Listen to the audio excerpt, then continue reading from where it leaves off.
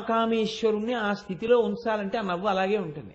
ఎందుకు ఉంచాలి అలాగే అంటే ఆయన సమాధి ఎందుంటే ఆవిడేం వేరైపోదు, ఆవిడ ఆయనలోనే ఉంటుంది ఎప్పుడు, ఆయన శక్తి స్వరూపంగా. కానీ మీకు నాకు తండ్రిని అందించాలి. పరమశివుడు కదులుతూ మీకు నాకు దొరకాలంటే ఒక్క అమ్మవారి వల్ల సాధ్యం. అందుకని ఇప్పుడు ఆవిడ ఏం చేస్తోంది? మందస్మిత ప్రభాపూర మజ్జత్కామేశ మానస, పరమశివుని యొక్క మనస్సుని ముంచుతోంది. ఆ నవ్వు యొక్క కాంతి, ఆ కాంతిలో మునగడం తేలడం ఏమి ఉండవు. ఏది మునిగి తేలుతోంది? ఆయన మనసు. మధ్య కామేశ మానస, మహాకామేశ్వరుని యొక్క మనసు మునిగి తేలుతోంది. ఇప్పుడు ఈవిడ నవ్వుతూ కూర్చుందంటే ఈవిడ లోపల ఆనందంగా ఉంది. ఈవిడ ఆనందంగా ఉన్న స్వరూపాన్ని చూసినటువంటి పరమశివుని యొక్క మనస్సు బహిర్ముఖమై అది కూడా ఆనందమును పొందుతోంది. ఇప్పుడు వీళ్ళిద్దరూ కలిపి ఎలా ఉన్నారు? ఆనంద భైరవ, ఆనంద భైరవి. ఇద్దరు ఆనంద భైరవ, ఆనంద భైరవి స్వరూపాల్లో మీకు దర్శనమిస్తున్నారు. ఈ నామమును పట్టుకుని మీరు పార్వతీ పరమేశ్వరుల ఇద్దరి యొక్క దర్శనాన్ని చేసేయచ్చు. ఇప్పుడు అమ్మవారి పక్కన కూర్చునుండగా అమ్మవారి చిరునవ్వు అలా ఉంటే శంకరుడి చిరునవ్వు కూడా ఎలా ఉంటుంది? చిరునవ్వుతోనే ఉంటుంది. ఒండరులు చిరునవ్వులతోటే ఉంటారు. ఇప్పుడంత చిరునవ్వులై ప్రసన్నమూర్తులై అమ్మ అలా నవ్వుతున్నంతసేపు ఆయన సంతోషంగా మునిగి తేలుతూనే ఉంటాడు తప్ప ఇలా ఏం కొర కొర కొర కొర చూడ్డాయన. పరమ ప్రసన్నమూర్తి అయి తండ్రి అయి ఉంటాడు. తండ్రి తల్లిగా వాళ్ళిద్దరూ కూర్చునుండగా మీ ఉపాసన సిద్ధిస్తుంది. మీరు చేసినటువంటి పూజ తొందరగా అందుతుంది. మీరు చక్కగా కార్యాన్ని చక్కపెట్టుకోగలిగినటువంటి స్థితిని పొందుతారు. ఇది మీ మనసుకి అందించాలి. అటు మహాకామేశ్వరుడు మునిగిపోకుండా తేలుతూ ఉండాలి. ఎవరు? పైన నదిలా తేలడం కాదు, ఆయన మనసు మునిగి తేలుతూ ఉండాలి. ఇది నేను ఇంకొంచెం స్పష్టంగా చెప్పాలంటే హీనోపమానము అని మీరు అనుకోను అంటే నేను మీకు ఒక మాట చెప్తాను. భార్యకి శాస్త్రంలో ఉన్న పేరేమి అంటే పురుషుని యొక్క విశ్రాంతి స్థానము అని పేరు. భర్త ఎంత బడలిపోనివ్వండి, భార్య యొక్క చిరునవ్వు యందు ఆయన మునిగి తేలుతూ తన యొక్క కష్టాన్నంతటినీ మర్చిపోయి తాను హాయిగా సంతోషాన్ని పొందుతాడు.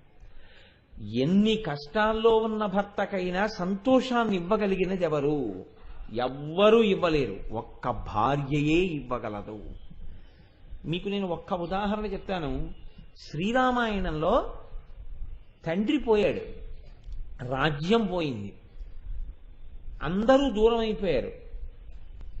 ఇంతమంది పోయినా రామచంద్రమూర్తిని మీరు రామాయణంలో జాగ్రత్తగా గమనిస్తే సీతమ్మ పక్కనున్నంతసేపు ఆయనకి ప్రకృతి సంబంధమైనటువంటి కష్టాలు కూడా, విరుద్ధమైన భావాలు కూడా ఆయనకి కష్టంగా అనిపించేవి కావు, సంతోషంగానే ఉండేది.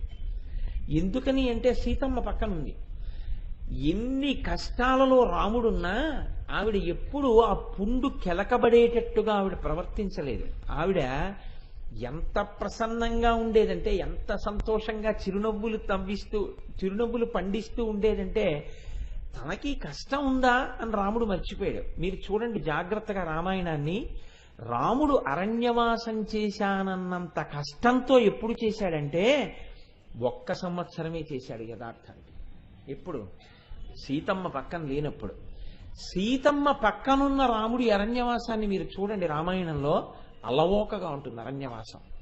చక్కగా ఋషుల ఆశ్రమానికి వెడతాడు, ఈ ఆశ్రమానికి వెడతాడు, ఆ ఆశ్రమానికి వెడతాడు, ఎంత సంతోషంగా ఉంటుందో. అందుకే ఇల్లు అనగా ఏమి అని అడిగారు. ఇల్లు అంటే ఇటకలోనూ ఇంకొకటి కాదు, కేవలము భార్యకే ఇల్లు అని పేరు. గృహస్థాశ్రమము అంటే గృహిణి ఉన్నది గృహము, ఆమెయే గృహము. భర్త యొక్క సుఖము, భర్త యొక్క దుఃఖము, ఉపశమనము ఆమె యందే నిక్షిప్తమై ఉంటాయి.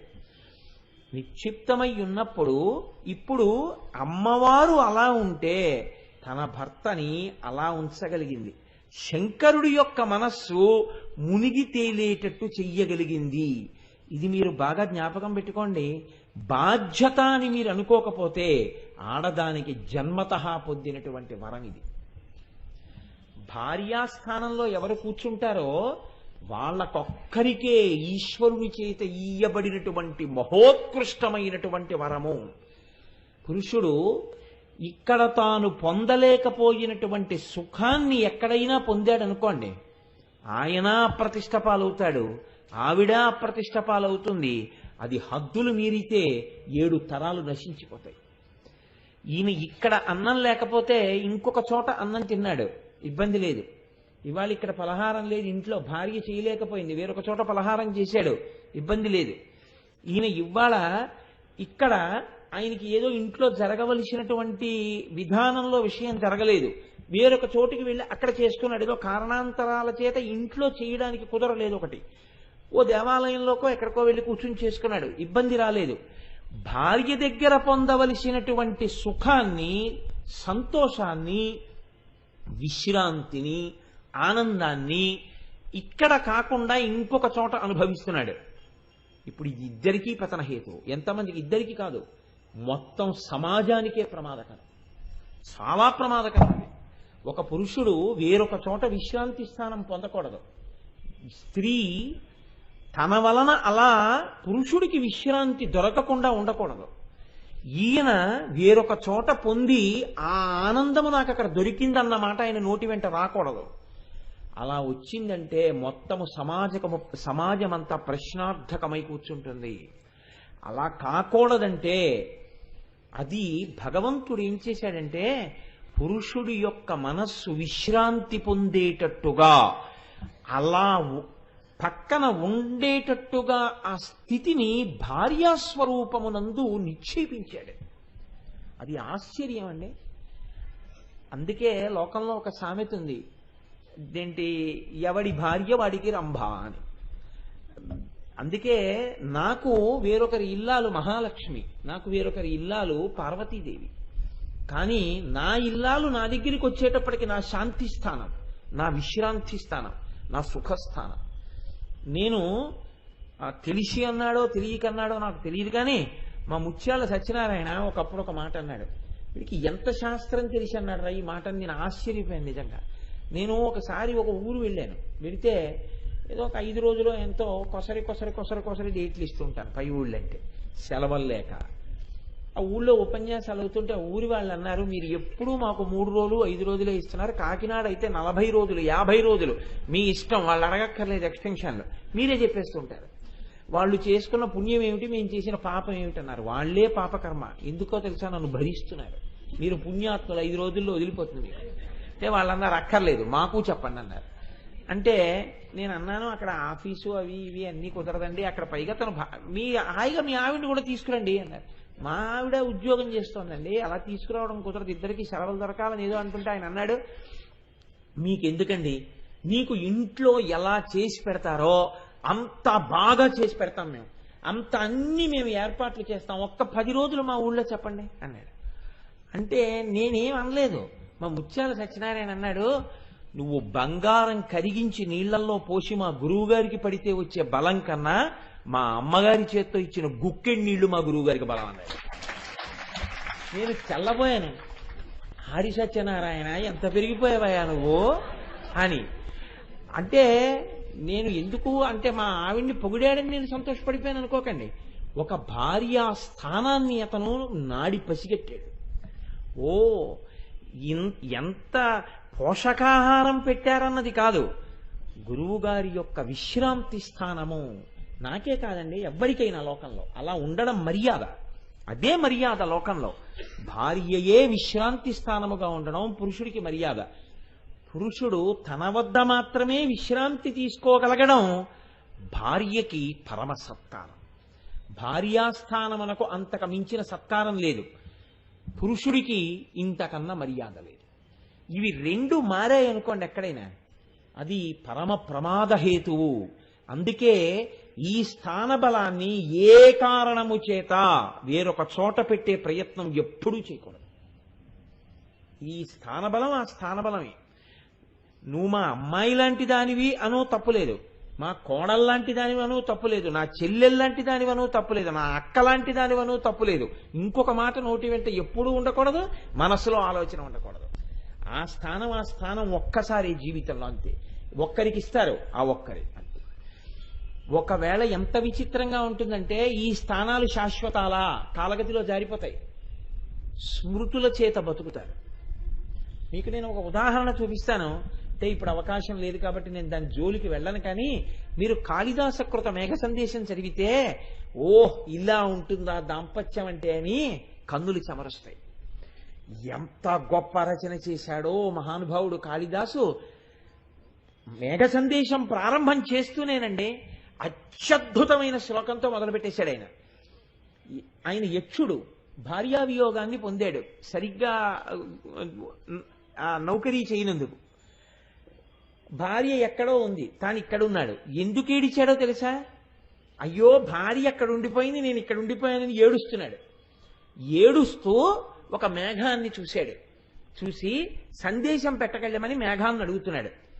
ఇంతకన్నా అసందర్భమైన విషయం ఉంటుందండి లోకంలో?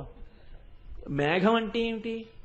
కాశింత అగ్నిహోత్రం, కాశింత పొగ, కాశింత వాయువు, కాశింత నీరు, ఈ 4 కలిస్తే మేఘం. దానికి కాళ్ళు లేవు, దానికి చేతులు లేవు, దానికి కళ్ళు లేవు, దానికి నోరు లేదు. ఎలా చూస్తుంది ఈయన భార్యని? ఏం చెప్తుంది అది అవతల వారికి? మరి ఎందుకు చెప్పాడు మేఘుడికి సందేశం? కాళిదాసు అంతటి మహాకవి చెప్పించచ్చా మేఘ సందేశం? ఆ తర్వాత లోకంలో మేఘ సందేశం, మేఘ సందేశం, మేఘ సందేశం అంటాం. అంటే పురుషుడు విచక్షణ కూడా ఎప్పుడు కోల్పోతాడు అని అడిగారు.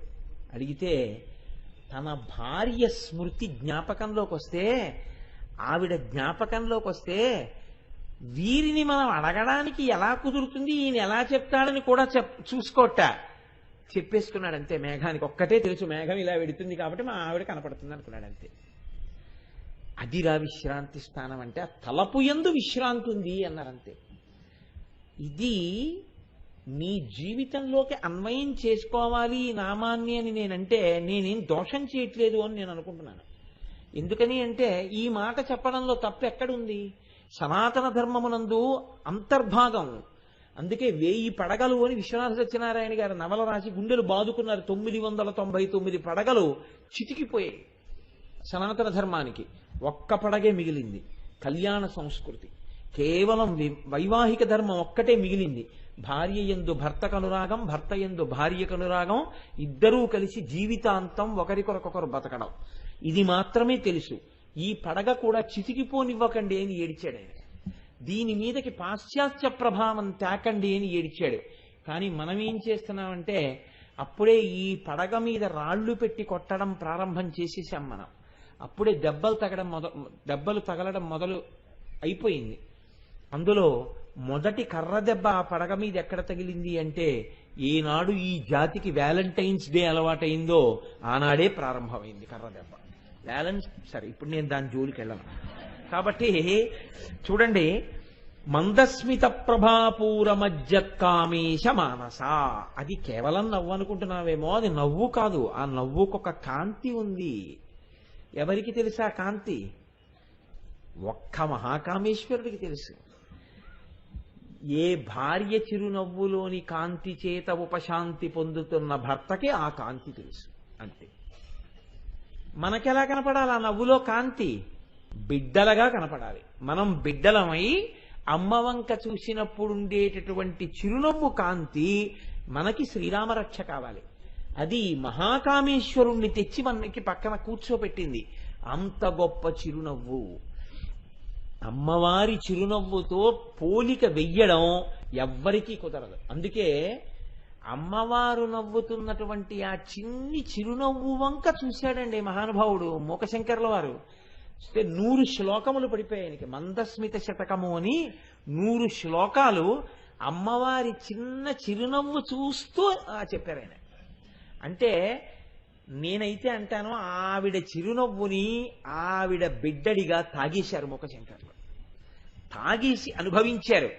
ఆ మందస్మితం గురించి వసిన్యాది దేవతలు ఎందుకు మాట్లాడుతున్నారంటే, నువ్వు కూడా ఆ మందస్మితాన్ని జీవితంలో నేర్చుకో, ఉపాసన చేయడం నేర్చుకో. నిన్నెప్పుడైనా ఎక్కడైనా నిలబెట్టి అమ్మవారు చిరునవ్వు నవ్వితే ఎలా ఉంటుంది అని అడిగారు అనుకోండి, ఉత్తర క్షణం చెప్పగలగాలి. పెదవులు ఎంతవరకు విచ్చుకుంటాయో, పలువరస ఎంతవరకు కనపడుతుందో, ఈ బుగ్గలు ఎలాగ ఎరుపు రాగరంజితములవుతాయో, మహాకామేశ్వరుడు ఎలా సంతోషంగా చూస్తూ ఉంటాడో, ఎలా ఆ చిరునవ్వుని చూసి ఆనందంలో మునిగి తేలుతూ ఉంటాడో, ఇది మీరు ధ్యానం చేసి మీరు కూడా ఎప్పుడైతే మీరు ఆవిడ చిరునవ్వు, ఆ ఆనందము చేత కలిగిన చిరునవ్వు, ఈవిడ ఆనందమును చూసి ఆనందమును పొందుతున్న పరమశివుడు, ఆయన తేలియాడుతున్న స్థితి, ఈ రెండిటిని మీరు చూశారో మీరు కూడా ఆనందంలో మునిగిపోయారు. ఆ నామము యొక్క గొప్పతనం ఏమిటంటే, అగ్నిహోత్రం అంటుకున్న తరువాత లేదా చల్లటి నీరు మీ మీద చల్లిన తరువాత నిద్రపోతున్నవాడు ఉలిక్కి పడతాడు, బాగా తాపంతో ఉన్నవాడు అమ్మయ్య అంటాడు. అందరికీ ఉపశాంతిని ఇచ్చినట్టు అమ్మవారి చిరునవ్వు వంక ఎవరు చూస్తున్నారో వాళ్ళకి కూడా మనసు లయమైపోయి వాళ్ళు కూడా జీవితంలో ఆనందము వైపుకి అడుగులు వేయడం మొదలు పెడతారు. మనస్సు అంతర్ముఖం అవడానికి సాధనమేది? అమ్మవారి చిరునవ్వే. మీరు చూడండి, లోకంలో సాధనం అని ఒకటి ఉంటుంది, అది అందిస్తున్నారు మీకు ఇవాళ. ఈ సాధనము ఇది మీకు బాగా తెలిసి ఉంటుంది. లోకంలో ఒంట్లో బాగులేదు, ఇప్పుడు ఖాళీగా ఉన్నారు కదండి అని చెప్పి లాయర్ గారి దగ్గరికి వెడతారా? మీరు వెళ్ళరు. ఒంట్లో బాగులేకపోతే డాక్టర్ గారి దగ్గరికే పెడతారు. మీకు రేషన్ కార్డు కావాలి, తహసీల్దార్ గారు చాలా బిజీగా ఉన్నారండి, సబ్ ఇన్స్పెక్టర్ గారు ఖాళీగా ఉన్నారని పోలీస్ స్టేషన్కి వెడతారా? వెళ్ళరు. మీకు ఊళ్ళో రిలీజ్ అయినటువంటి సినిమాలకి సంబంధించిన విశేషాలన్నీ కావాలి, నా దగ్గరికి వస్తే నేను చెప్పగలనా? నేను చెప్పలేను. నా దగ్గరికి వచ్చి అడగకూడదు అలాంటి విషయాలు. లేదు, మీకు ఏదో ఒక మంచి కార్యక్రమం, ప్రశాంతంగా ఒక మంచి కార్యక్రమంలో పాలు పంచుకుని ఉపశాంతి పొందాలి అని అనిపించింది, ఇంకా ఆందోళన పెంచే స్థలానికి వెళ్ళకూడదు, ఒక దేవాలయంలోకి వెళ్ళి ఒక ముఖమంటపంలో కూర్చోవాలి. మీకు ఏ రకమైనటువంటి ఇబ్బంది అని మనసు చెప్తోందో ఆ మనసుకి కలిగినటువంటి ఇబ్బందికి ఉపశాంతినిచ్చేటటువంటి వాణ్ణి మీ మనసే చెప్తుంది. దీనికి ఒంట్లో బాగోలేదు, దీని డాక్టర్ దగ్గరికి తీసుకెళ్ళు. మన మనశ్శాంతి లేదు, మనకి సంబంధించి ఆస్తికి గొడవ వచ్చింది, లాయర్ గారి దగ్గరికి వెడదాం. ఏమిటో మనస్సు ప్రశాంతంగా లేదు, ఓ గుడికి వెళ్ళి కూర్చుందాం. ఆయన ఎవరో పాట పాడుతున్నారట, కాసేపు విందాం. భగవంతుడి గురించి ఆ నామం విందాం, మనం కూడా సంతోషిద్దాం. ఇప్పుడు మీకు కలిగినటువంటి క్లేశము, దాని పరిష్కారము మనసే సూచిస్తోంది.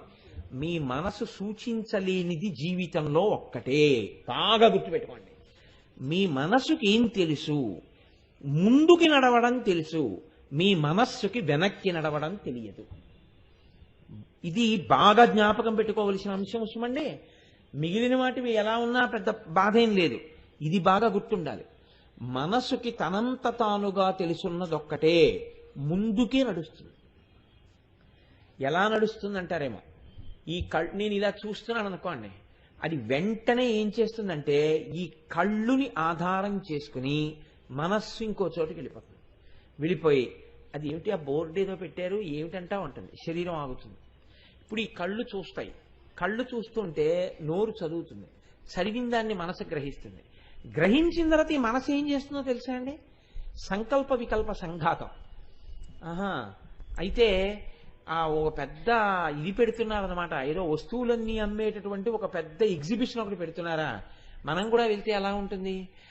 వెళ్ళాం, ఏమున్నాయి అప్పడాలు తప్ప, అనవసరం, ఊరికే ఎంట్రన్స్ టికెట్ అదంతా నానా అల్లరి, మళ్ళీ మోటార్ సైకిల్కి పార్కింగ్, ఎందుకు వచ్చిన గొడవ ఇదంతాను. దానికన్నా కూడా ఇంకో పని చేస్తే, ఇప్పుడు అది ఏం చేసింది, కన్ను పట్టుకుని వెళ్ళింది కాసేపు, ఆ తర్వాత అలా వెళ్ళిపోతూ ఉంటుంది. ఈలోగా ఎక్కడో ఏదో వినపడుతుంది ఆటోలో, ఇది వింటుంది, ఏమిటి అనిలా. ఆటోలో చెప్పారనుకోండి, ఏదో ఉదాహరణ ఇస్తున్నాను, మనకేం అలా ఆటోలో గిటోలో చెప్పామనుకోండి, ఆ లలితా సహస్రనామ స్తోత్రం మీద వాడెవడో వ్యాఖ్యానం చేస్తున్నాడు అయ్యప్ప స్వామి గుళ్ళో అని వినపడింది అనుకోండి. ఇప్పుడు విడితే అంటుంది, వాడి మొహం వాడికి ఏం చేసి వాడు ఏం చెప్తాడు, ఎందుకు వచ్చింది అంటుంది. కాసేపటికి అంటుంది, పోన్లే రేపు ఖాళీ కదా ఓసారి ఇళ్ళొద్దాం, పోయిందే ఉంది, వాడి అసమర్థత విచారణ చేద్దాం మనం అని వస్తుంది. కాబట్టి ఇప్పుడు కన్ను పట్టుకుని ముందుకెడుతుంది, చెవి పట్టుకుని ముందుకెడుతుంది, స్పర్శ పట్టుకుని ముందుకెడుతుంది. దీనికి ఎవరో తగిలేరు, ఎవరు తగిలేరు ఆలోచిస్తుంది. స్పర్శ చేత ముందుకెడుతూ ఉంటుంది. ఏదో ఇక్కడ కాలింది, లేకపోతే ఏదో కుట్టింది, వెంటనే ఎవరు కుట్టారు అని చూస్తుంది. ఇంకొకటి ఉంది అని చూస్తూ ఉంటుంది. ఎప్పుడు ఇంకొకటి ఇంకొకటి అని చూస్తుంది. ఇంకొకటి ఇంకొకటి అన్నప్పుడల్లా 2 చూస్తుంది. 2, 3, 5, 100, 10, 1000, కోటి ఎంతైనా చూస్తుంది. భాగించి చూపిస్తుంది. మిమ్మల్ని మాత్రం ఒకటి చేస్తుంది. మీరొక్కరొక పక్క, అవన్నీ ఒక పక్క చేస్తుంది. చేసి ముందుకి నడుస్తుంటుంది. దీనికి వెనక్కి వెళ్ళడం రాదు. వెనక్కి వెళ్ళింది అనుకోండి, బాగా గుర్తుపెట్టుకోండి, ఆ జన్మ సార్థకత పొందుతోందని గుర్తు. మనసు ముందుకి నడిస్తే వాడు మనుష్య శరీరంతో ఏమీ పొందట్లేదు. మనసు వెనక్కి నడిస్తే వాడు ఖచ్చితంగా ఉత్కృష్టత పొందేస్తున్నాడు. వెనక్కి నడవడం అంటే ఏంటో తెలుసా అండి? ఇప్పుడు ఈ కంటితో చూడడానికి ఏం లేదు దానికి, ఈ చెవితో వినడానికి ఏం లేదు దానికి, ఈ చర్మంతో ముట్టుకోవడానికి ఏం లేదు దానికి, ఈ నాలుకతో రుచి చూడడానికి ఏం లేదు దానికి. కానీ ఇదేం చేస్తుందంటే అదే సంకల్పం చేస్తుంది. ఈ 5 ఇంద్రియాల నుంచి నేను విడిపోతున్నాను అంటే, విడిపోతున్నానన్నప్పుడు కూడా ముందు దేన్ని మూసేస్తుంది? తలుపు. దీన్ని మూసేస్తుంది. అంటే ఇప్పుడు ఎన్నున్నాయో అన్నీ నాలోకి రావడానికి వీల్లేదంటుంది. ఇది మూస్తుంది. అనగానే ఇంకేమిటి? The doors are once for all closed. మళ్ళీ నేను చెప్పే వరకు ఏది లోపలికి రాకూడదు. ఆర్డర్ ఇచ్చిందనమాట. అంటే ఇప్పుడు వెనక్కి వెళ్ళే ప్రయత్నం చేస్తోంది, ముందుకు వెళ్ళడానికి ప్రయత్నం చేయట్లేదు. తర్వాత ఇంకా నేనేం వినడానికి వీల్లేదు. మరి ఏం చేస్తావు? ఇంతకు ముందు ఎప్పుడో చూసింది ఈ కళ్ళతో. ఎక్కడో శ్రీశైలంలో ఉన్నటువంటి మల్లికార్జున లింగాన్ని చూసింది ఈ కళ్ళతోటి. ఇప్పుడు ఇక్కడ కళ్ళు మూసుకుంటుంది, శ్రీశైలం దేవాలయంలోకి వెడుతుంది. ఆ ఎదురుగుండా ముఖమంటపంలో ఉన్న పెద్ద నందీశ్వరుణ్ణి చూస్తుంది. ఈయనే చలగల బసవన్న అంటారు. కలియుగాంతంలో ఈయన లేచి రెంకె వేస్తాడు. కృష్ణానది పొంగుతుంది. పొంగితే వెళ్లి ఇంద్రకీలాద్రి మీద ఉన్న కనకదుర్గమ్మ యొక్క ముక్కు నత్తుని అంటుకుంటుంది. అంటుకున్నప్పుడు నీటి చేత ఈ లోకం నిండిపోతుంది. ఆ నంది ఈ నంది అంటుంది. కుడిపక్కకి చూస్తుంది, ఇదే త్రిఫల వృక్షం, ఇదిగో ఇక్కడే మేడి, జువ్వి, రాగి కలిసి ఉన్నాయంటుంది, రావి ఉన్నాయంటుంది. అలా ఎడం పక్కకి ఎడుతుంది. గుడి పక్క తలుపులోంచి లోపలికెడుతూ ఇలా చూసి ఇక్కడే పాతాళగంగ, ఇందులో నీళ్లు పట్టుకొచ్చే శివలింగానికి అభిషేకం చేస్తారంటుంది. ఇలా లోపలికెడుతుంది. ఇనప ఊచలు కట్టున్నాయి. అక్కడ నిలబడుతుంది, తెరేసేసి ఉంది. సుప్రభాతం జరుగుతున్నారు వచ్చిన అర్చకులు. ప్రాతస్మరామి గణనాథ మనాథ బంధుం సింధూరపూర పరిశోభిత గండ యుగ్మం ఉద్దండ విఘ్న పరికండ నచండ దండ మాఖండలాది సురనాయక బృంద వంద్యం వింటోంది.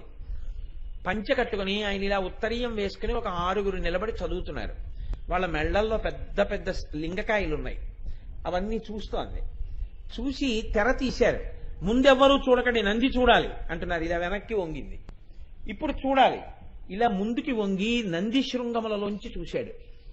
చిన్ని శివలింగం కనపడుతోంది ఆలయం లోపల. అర్చకులు లోపలికి ఎడుతున్నారు. కొంచెం తప్పుకుంటే బాగుండు అంటోంది. ఆయన అటు వెళ్ళాడు. ఆ చిన్న శివలింగం గోడుగా కనపడింది. అబ్బా అనుకుని ఇలా నిలబడింది. ఈ మూల రత్నగర్భ గణపతి కనపడ్డారు. ఇలా లోపలికెళ్ళి ఇలా ముట్టుకుంది శివలింగాన్ని. చల్లగా తగిలింది చేతులకి. ఆ తడి కళ్ళకి రాసుకుని తలకి రాసుకుంది. ప్రదక్షిణ పురస్సరంగా ఇలా బయటికి వచ్చి ఎడం చేతి పక్కకి బయటికి వెళ్ళింది. కుడి చేతి పక్కన వృద్ధమల్లికార్జునుడు కనబడ్డాడు. ఇలా ఎడం పక్కకి జరిగింది. వీరభద్రుడు, బయలు వీరభద్రుడి గుడి కనపడింది. ఆ వీరభద్రుడికి నమస్కారం చేసి ముందుకెళ్ళింది. పాండవ ప్రతిష్ఠిత లింగాలు కనపడ్డాయి. 5 లింగాలకి నమస్కారం చేసి మెట్లెక్కుతూ ఎడం పక్కకి జరిగింది. కళ్యాణ మంటపం కనపడింది. ఇక్కడే అసుర సంధ్య వేళలో పార్వతీ కళ్యాణం జరుగుతుంది ఏంది. మెట్లెక్కి పైకి వెళ్ళింది. కుడి చేతి పక్కనేమో చండీ హోమం జరుగుతోంది. ఎడం చేతి పక్కన అరుగుండి వేదపారాయణం చేసేవాళ్ళు కూర్చునున్నారు. గుడిలో ఇలా పక్క నుంచి తలుపు లోపలికి వెళ్ళింది. పెద్ద శ్రీచక్రం, దానికి పక్కన మళ్ళీ శ్రీచక్రాలు వేసున్నాయి. ఇప్పుడు ఈ శ్రీచక్రాల వంక చూసింది. కుంకుమార్చన చేస్తున్నారు. అక్కడికి వెళ్ళి కూర్చుంది. డబ్బాలో ఉన్న కుంకం తీసి తను కూడా వేస్తోంది. అర్చకుడు ఏవో చెప్తున్నాడు. ఇలా ఇలా వేస్తోంది. ఆ కుంకం వాసన తగులుతోంది. చేతికంతటికి కుంకం అంటుకుంది. ఇలా చెయ్యి పెట్టుకుంది. పంచికి కుంకం అంటుకుంది. భార్య అంది, ఈ బట్టకి తుడుచుకోండి అని నాప్కిన్ ఇచ్చింది. దానికి ఇలా ఇలా తుడుచుకుంది. నాప్కిన్ అంతా కుంకం అంటుకుంది. ఇప్పుడు మళ్ళీ తొడ మీద చెయ్యేసుకుంది. నైవేద్యం పెట్టండి అని పళ్ళు ఇచ్చారు. అవి ఇలా నైవేద్యం పెట్టింది. దర్శనం చేసుకోండి అన్నారు. లేచి శ్రీచక్రం ముందు నుంచి ఎడుతోంది. చిన్ని గడప వంగి ఇలా చూసింది. ఆకుపచ్చటి చీర, పచ్చటి పట్టు అంచు, ఇలా రెక్కలు విప్పినట్టుగా ఉండి అమ్మవారి ఇలా చూస్తున్నట్టుగా ఉంది మూర్తి. ఓ భ్రమరాంబికాదేవి, అందుకే భ్రమరంలా ఉంది నా తల్లి అనుకుంది. నిమ్మకాయల మాలలు ఇలా కట్టున్నాయి. ఇంత కుంకం బొట్టు పెట్టుకుని పైన కూడా ఇలా కుంకం పెట్టుకుని వృద్ధుడైనటువంటి మిసమిస మెరిసిపోతున్న అర్చక స్వామి అంతరాలయం ముందు ఇలా కూర్చుని ఉన్నారు. దాటి బయటికి వెళ్ళింది. చండీ హోమం పొగ పీలుస్తూ కూర్చుంది. ఈలోగా నాన్నగారండి నాన్నగారండి మీకు ఫోను అంది కూతురు వచ్చి. ఇప్పుడు ముందుకొచ్చింది. ఎందుకు తెచ్చావు? వాళ్ళకి బుద్ధి లేదు. ఉదయం 8 గంటల వరకు ఏ పూజ చేసుకుంటాడో ఫోన్ చెయ్యకూడదన్న ఇంగిత జ్ఞానం చేసేవాడికి ఉండాలి. వాడు చేస్తాడు ఇష్టం వచ్చినట్టు. ఎందుకు ఇస్తావు? చెప్పేసేయి. పూజలో ఉన్నారు, ఫోన్ ఇవ్వనని చెప్పి ఎందుకు తీసుకొస్తావు ఫోన్ అంటే, ఫోన్ మీద చెయ్యేసి ఫలానా నా కర్మ అనుకుని తీసుకుని మాట్లాడలేదు. ఇప్పుడు చెప్పండి, వెనక్కి వెళ్ళినప్పుడు ఇంద్రియాలు ఉన్నాయా? చెప్పండి. శ్రీశైలంలో శరీరం ఉందా? కుంకాన్ని చెయ్యి పట్టుకుందా? ముక్కుతో వాసన చూసినప్పుడు కుంకం వాసన, అక్కడ కుంకం ఉందా నిజంగా? భార్య నాప్కిన్ ఇచ్చినప్పుడు భార్య ఉందా? నాప్కిన్ కి చెయ్యి తుడిచిందా? నిజంగా అమ్మవారి ముందుంచి వెడుతున్నప్పుడు అమ్మవారు ఆ రోజున భ్రమరాంబకాదేవి ఆ రోజున నిజంగా ఆకుపచ్చ చీర కట్టుకుని ఉందా? శివలింగాన్ని ముట్టుకున్నప్పుడు అలా చల్లగా తగిలినట్టుగా ఉన్నప్పుడు నిజంగా నువ్వు శివలింగాన్ని ముట్టుకున్నావా వెళ్ళి మల్లికార్జునుడిని? మరి ఇది నీ ఇంద్రియాల సహాయం లేకుండా ఎలా వెళ్ళింది? ఇంద్రియాల్ని వదిలిపెట్టేసి వాటి నుంచి విడిపోయి తనంత తానుగా ఈశ్వరాభిముఖమైతే వెనక్కెడుతోంది. అన్నీ అక్కడే ఉన్నాయి. కర్మేంద్రియాలు దీపం వెలిగిస్తాయి, మనసు మాత్రం ఎక్కడో తిరుగుతోంది. మనసు ఇక్కడుండదు, అన్నీ ఉన్నాయి. ఈశ్వరుడు అంటాడు నాకు ఇవన్నీ అక్కర్లేదు, నీ మనసు కావాలంటాడు. ఇవేమీ లేవు, కానీ తాను మాత్రం భ్రమరాంబికాదేవి దర్శనం చేస్తూ మల్లికార్జున దర్శనం చేస్తూ ఆనందాబ్ధి అందు ఒకటైపోయింది. ఇప్పుడు రెండిటిలో ఏ అవస్థ గురించి ఏ అవస్థ అని అడిగారు. ఈ కళ్ళతో శ్రీశైలాన్ని చూడ్డం, ఒకనాడు నువ్వు శ్రీశైలం వెళ్ళకపోయినా కోరుకున్నప్పుడు శ్రీశైలాన్ని చూసేయాలి. ఇక్కడ కూర్చుని పొద్దున్న సుప్రభాత దర్శనం చేస్తున్నాను అనుకుంటే నువ్వు వెళ్ళిపోగలగాలి సుప్రభాత దర్శనానికి. గుడంతా తిరిగి వచ్చేయాలి బయటికి. నేను అభిషేకం చేసుకోవడానికి వెళ్తున్నాను అని అనుకున్నాను అనుకోండి, అంతే, మీరు వెళ్ళిపోయి అభిషేకం చేసేయాలి మల్లికార్జునుడికి. మల్లికార్జునుడికి అభిషేకం చేసినప్పుడు పానవట్టం మీద ఎలా పడుతుందో మీరు ఎలా తుడిచేస్తారో, ఆఖరణ ఎలా ఆ శివలింగాన్ని ఇలా ఇలా నీళ్లతో కడిగేస్తారో, తడి విభూతి రాసేస్తారో, గంధం పెడతారో, బొట్టు పెడతారో, తల తాటించుకుంటారో, అప్పుడు మీ ముఖానికి తడి ఎలా అంటుకుంటుందో, మీ చేతులు కంటుకుంటాయో, మీ ఖాళీ బుట్ట పట్టుకుని మీరు బయటికి ఎలా వస్తారో అలా మీరు బయటికి వచ్చేయగలగాలి. ఇప్పుడు అలా వచ్చేస్తే మీరు వెళ్ళిన దానికి ఫలితం. మీరు వెళ్ళింది ఒక్కటే తప్ప మీకెప్పుడూ చెప్పలేరు. మీరు మళ్ళీ మనకు గుర్తుండదు. ఏముందంటే అని అడిగారు అనుకోండి, అది అలా తినేస్తారు, ఏదో వెళ్ళొచ్చాం కానీ ఇంకా అస్తమానం చెప్పమంటే అదే పని ఏమిటి, ఎక్కడ గుర్తుంటాయి మాకు అవన్నీ అన్నారు అనుకోండి. సంసారం ఎందుకు గుర్తులేదు? వేలపట్టుని ఇడ్లీ మర్చిపోలేదా? మంచినీళ్లు మర్చిపోలేదా? చేసిన సంసారం ఎన్నాళ్ళైనా మర్చిపోవా? ఈశ్వరుడు ఎందుకు గుర్తుండదు? శ్రీశైలం ఎందుకు గుర్తుండదు? వెంకటాచలం ఎందుకు గుర్తుండదు? అనురక్తి లేదు, ప్రీతి లేదు నీకు. అది దర్శనం చేసేటప్పుడు నీ యందు పొంగు లేదు. నా కొడుకు ఇవాళ 21 ఏళ్ల పిల్లవాడై ఉండొచ్చు, కానీ నా కొడుకు శరీరం మీద పుట్టుమచ్చలు ఎక్కడున్నాయో కూడా నేను చెప్తాను. ఎందుకు చెప్తాను? వాడు పెద్దవాడైపోయిన తర్వాత ఎవ్వరికి తెలియకపోవచ్చు వాడికి ఎక్కడున్నాయో పుట్టుమచ్చలు. నాకు తెలుసు. ఎందుకు తెలుసు? వాడు పుట్టినప్పుడు వాడి ఒంటి మీద నేను ముద్దు పెట్టుకొని అంగుళం జాగా లేకుండా పెట్టుకున్నాను కాబట్టి. ఆ పెట్టుకునేటప్పుడు ఎలా పెట్టుకున్నాను? పెట్టుకోవాలి తండ్రిని కాబట్టి అని పెట్టుకోలేదు, నూనెలో మొహం చూసుకున్నట్టు. పరమ ప్రీతితో పెట్టుకున్నాను. పెట్టుకున్నప్పుడల్లా ఇదిగోనా వీడికి ఇక్కడ పుట్టుమచ్చ, వీడికి ఇక్కడ పుట్టుమచ్చ అని 100 మార్లు అన్నాను.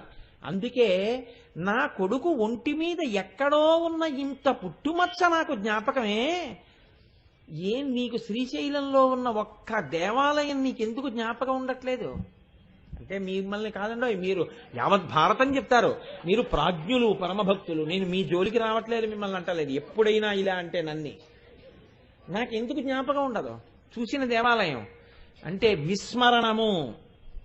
మనసుకున్న లక్షణం ఏమిటో తెలుసా అండి? మీరు బాగా జ్ఞాపకం పెట్టుకోండి. ఈ నామము యొక్క ప్రయోజనాన్ని మీరు అలా స్వీకరించలేకపోతే ఆ నామాన్ని మీరు చెప్పడం వల్ల అమ్మవారికి ఇచ్చిన సర్టిఫికెట్ ఆవిడికి ఎందుకు పనికిరాదు, నీ చిరునవ్వు చాలా బాగుంది అని మీరు చెప్పారనుకోండి, అందులో మహాకామేశ్వరుడు వెలుగుతున్నాడు, ఇంట్లో మీరు మీ ఆవిడే జగడమాడుకుంటుంటారు. ఎందుకు ఆ నామం మీకు? ఏమిటి నేర్చుకున్నారు మీరు ఆ నామం చెప్పి? మీరు ఆ నామం వల్ల మీరు ఏమైనా పొందగలుగుతున్నారా? మీకు ఉపకారం ఉంటే మీరు ఒక్కడుగు వెనక్కి వేస్తే మనస్సుతో, దాని వలన ఆ నామానికి ప్రయోజనం. లేనినాడు తప్పు అని కాని, దానివల్ల ప్రయోజనం లేదని కాని నేను అంటలేదు. కానీ మీరు యథార్థమైనటువంటి స్థితిని పరిపూర్ణంగా అనుభవించలేనటువంటి స్థితిలోకి వెళ్ళిపోతున్నారు. కాబట్టి చూడండి, మనుష్య జన్మకి సార్థకత అన్నది ఎప్పుడు అంటే మనస్సు అనేటటువంటిది వెనక్కి వెళ్ళడం వచ్చినప్పుడు.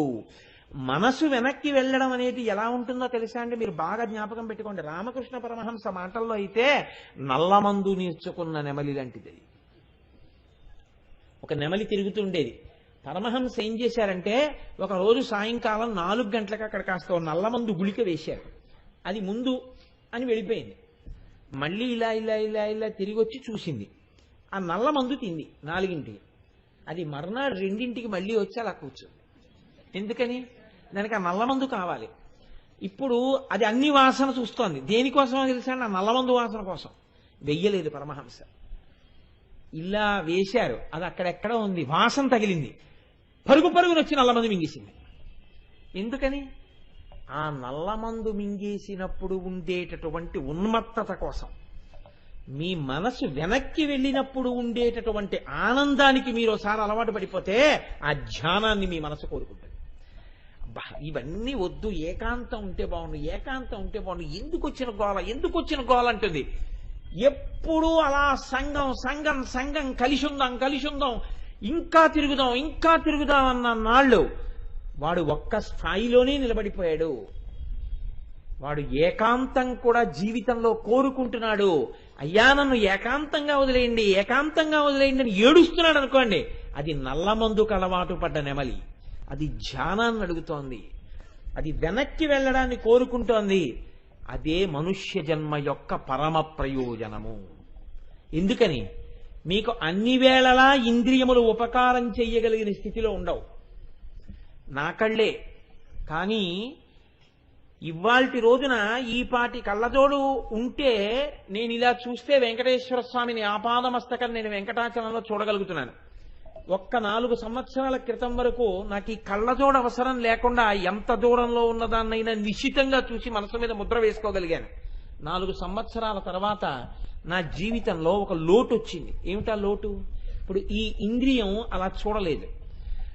ఇంకా ఈశ్వరానుగ్రహం వల్ల ఏంటంటే అక్షరాల విషయంలో అయితే సమస్య, కానీ చూడడం విషయంలో సమస్య లేదు. ఈ కళ్ళజోడు తీసేసి నేను ఇలా పెట్టేశాను అనుకోండి, అయినా చూడగలను, నాకు కనపడుతుంది. అయితే ఎందుకు పెట్టుకుంటామంటే అక్షరాల కోసం పెట్టుకోవడం. కాబట్టి ఇంకా కొన్నాళ్ళు పోయిందనుకోండి, ఈ కళ్ళజోడు పెట్టుకోకుండా చూడలేకపోవచ్చు. ఇలా వెంకటాచలంలో నేను దర్శనానికి వెళ్ళినప్పుడే వాళ్ళు నన్ను ఇలా పంపించేసే లోపలే 2 చెమట బిందువులు ఈ కంటి అద్దాల మీద పడ్డాయనుకోండి, నేను తీసి తుడుచుకునే లోపల నేను ఘంటామంటపం దగ్గర ఉంటాను. అంటే ఇప్పుడు మీరు ఒక్కటి ఆలోచించండి, నేను వెళ్ళినా నా మనసు అక్కడ నిలబడడానికి నా ఇంద్రియముల సహకారము లేదు. తీర్థయాత్ర దేని కొరకు? నువ్వు చూసినది అనుభవించుట కొరకు. చూసినది అనుభవించడానికి ఏది ఉండాలి? శరీరమునకు దార్ఢ్యం ఉండాలి. బాగా వృద్ధాప్యం వచ్చిన తర్వాత తీర్థయాత్ర కోసం వెంపర్లాడకూడదు. ఎప్పుడు వెంపర్లాడాలి? ఒంట్లో ఓపికండగా యాత్ర చేసేయాలి. ఎందుకో తెలుసా అండి? 2 కారణాలు. ఒకటి, నీ ఇంద్రియములే నీతో సహకరించడానికి ఇష్టపడవు. 2, నీ వెంట వస్తాననేవాడు ఒకడు నీకోసమని చెప్పి నిన్ను తీసుకెళ్లడానికి నేనున్నానన్నవాడు ఉండి ఉండకపోవచ్చు. అప్పుడది నీ మనస్సుకి ఖేదమే తప్ప నీ మనస్సుకి ఆనందము కాదు. ఎందుకు ఇంతమంది ఉన్నారు, నన్నెవడు తీసుకెళ్లాడన్న భావన వస్తుంది తప్ప అయ్యో నేను వెళ్ళగలను అన్న స్థితి ఎప్పుడు? నీ ఆర్జన నువ్వు చేసుకుంటూ నీ ఒంట్లో ఓపిక ఉండగా నువ్వు వెళ్ళినా నిన్ను అడిగేవాడు ఉండడు. అలాగని నేను యాత్రలకు వెళ్ళిపోండి పిల్లలకి ఏమి ఉంచద్దంటలేదు. ధర్మంగా మీరు చక్కబెట్టుకోవలసినవి కూడా మీరు చక్కబెట్టుకోవాలి. దీపం ఉండగా ఇల్లు చక్కబెట్టుకో. ఇవేమీ చెయ్యకుండా జీవితాన్ని ఇప్పటి వరకు ఈశ్వరాభిముఖం చెయ్యనటువంటి వాళ్ళకి వసిన్యాది దేవతలు ఇవాళ అమ్మవారి రూపంలో ఇస్తున్న గొప్ప కానుక ఏది? మనస్సు వెనక్కి వెళ్ళడానికి ఇంతకన్నా గొప్ప ఉపకరణము వేరొకటి ఉండదు. మీరు జ్ఞాపకం పెట్టుకోండి. ఎందుకో తెలుసా అండి? అవతల వారు ఫెయిర్ అండ్ లవ్లీ రాసుకున్నారా, అవతల వాళ్ళు పౌడర్ రాసుకున్నారా, ఇవన్నీ మీకు అనవసరం. మీరు వెళ్ళేటప్పటికి తలుపు తీయగానే ఉత్తర క్షణం వారి ముఖంలో చిరునవ్వు కనపడి, ఓ మీరా, రండి రండి రండి రండి అన్నారనుకోండి, మీరు వెంటనే వారికి మీకు గొప్ప అనుబంధం ఉన్నది అని సంతోషిస్తారు. వారు తలుపు తీయగానే అన్నారనుకోండి, అయ్య బాబోయ్ అనవసరంగా వచ్చానే అని నిలువునా చచ్చిపోతారు. కాదండి? కాదా? అది యథార్థం. ఒక చిరునవ్వుకంత శక్తి ఉంది. ఆ చిరునవ్వు అవతల వారితో మిమ్మల్ని కలపగలదు. నాకొక అనుబంధం ఉంది, ఇక్కడ నేను ఏదైనా మాట్లాడగలను, నేను ఏదైనా చెప్పుకోగలను, నాకొక స్వతంత్రత ఉంది, వీళ్ళకి నా యందు ప్రీతి ఉంది అని వాళ్ళకి మీ యందు ప్రీతి ఉన్నదని చెప్పడానికి లోకంలో ఒకే ఒక్క సాధనం చిరునవ్వు. ఇది ఎక్కడ ఎప్పుడు ఉంది? అప్పుడు వసిన్యాది దేవతలు చెప్తే అప్పటి నుంచి ఇప్పటికీ, ఇప్పటి నుంచి ఎప్పటికీ ఏది ఉంటుంది? ఆ చిరునవ్వు అలాగే ఉంటుంది అమ్మవారిది. అంటే నీవారు నీవారన్నవారు నీవారు కాకపోవచ్చు అన్నాడు. ధర్మపదంలో కలిసి నడుద్దాం అనుకున్నటువంటి భార్యాభర్తల్లో భర్తకి భార్య ప్రతిబంధకం అయిపోవచ్చు, భార్యకి భర్త ప్రతిబంధకం అయిపోవచ్చు. ఒక్కొక్కరు తొందరగా అనారోగ్యం పాలైపోతారు. అయిపోతే ఇప్పుడు ఆవిడ లేకపోతే ఆయనకి కుదరదు, వెళ్ళాలనుంది, కానీ నేను వెళ్ళిపోతే ఆయనకి ఎలాగా? వెళ్ళలేదు ఆవిడ. ఆయనకి వెళ్ళాలనుంది, ఆవిడికి కుదరలేదు, ఆయన మానేసుకున్నాడు. మీరు చూడండి, దాంపత్యమునందు ప్రతిబంధకత్వం కూడా వస్తుంది ఒక్కొక్కసారి. కానీ మీకు ప్రతిబంధకం అన్నది లేకుండా మీరు ఈశ్వరుణ్ణి చేరిపోవడానికి ఎప్పుడూ మీరటు చూడడం మీకు అలవాటైతే మిమ్మల్ని పిలవడానికి ఎప్పుడూ సిద్ధంగా ఉన్న తల్లి ఒక్కతే ఉంది లోకంలో, చిరునవ్వుతో. ఆవిడే లలితా పరాభట్టారిక. ఆ నవ్వు మీరు అర్ధరాత్రి నిద్రలేచి కూర్చుని ఒక్కసారి చూడగలిగినా నేనున్నానని చెప్పి మీకోసం నవ్వగలుగుతున్న నవ్వు ఆ నవ్వు. ఇప్పుడు చెప్పండి, ఆ నవ్వు కేవలం చిరునవ్వు కామేశ్వరుడి కొరక, మీ ఉపాసనను ఉద్ధరించుట కొరక. ఇప్పుడు ఆ నవ్వు మీకు గుర్తుంటే, ఏ నవ్వుతున్న తల్లి కోసం తిరుగుతున్నానో ఆ తల్లిని ఇదంతా చూస్తున్నానని మీరు చెప్పగలిగి ఉండాలి. అది ఆ చిరునవ్వు. లేకపోతే వసిన్యాది దేవతలు ప్రత్యేకం 16 అక్షరాలతో ఆ నామం ఎందుకు చెప్తారు మీరు చెప్పండి? ఆ నవ్వుని ఉపాసన చేసి మీరు అమ్మవారి వైపుకి అడుగులు వేయగలగాలి. మీకేం మాట్లాడడం రాకపోయినా పెద్ద అధికారి, మీరు కష్టం చెప్పుకుందామని వెళ్ళారు, అసలు మీతో మాట్లాడతారని మీరు అనుకోలేదు, కానీ మీరు వెళ్ళగానే ఆయన తలుపు తీసి చిరునవ్వుతో ఎవరు మీరు ఇలా వచ్చారు అని అనలేదు. ఎప్పుడో చూశాడు ఆయన. మీరా జ్ఞాపకం, మొన్న ఒక రోజున నా కారు స్టార్ట్ అవ్వకపోతే కారు తోశారు, అందులో మీరు కూడా ఉన్నారు కదా, రండి రండి రండి రండి అన్నారు ఇలా చిరునవ్వుతో. ఇప్పుడు మీకు ఎంత బలం వచ్చేస్తుందంటే, ఓరి నాయనో ఈ మహానుభావుడి కారు తోసినందుకు ఇంత గుర్తుపెట్టుకున్నాడా. ఇప్పుడు మీరు మాటలు రాని వారు కూడా సంతోషంగా ఆయనతో మాట్లాడగలరు. ఎందుకు మాట్లాడగలరు? రండి అని ఆయన కూర్చున్నారు. మిమ్మల్ని కూర్చోమన్నారా కూర్చోమనలేదా వేరు, ఆయన నవ్వుతూ ఏమిటి అన్నారు ఇలాగా, అంతే. మీరు ఎంతైనా మాట్లాడగలరు.